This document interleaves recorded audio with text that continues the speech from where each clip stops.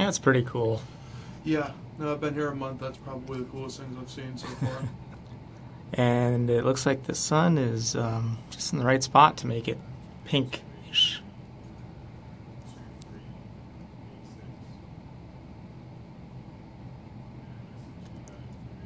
Car washes love this. Oh yeah, absolutely. Everyone needs to wash their car tomorrow. We're rolling in the dough. But this is also how valley fever spreads. Within the next month, hospitals and clinics will see a huge spike in valley fever as the spores travel in the dust.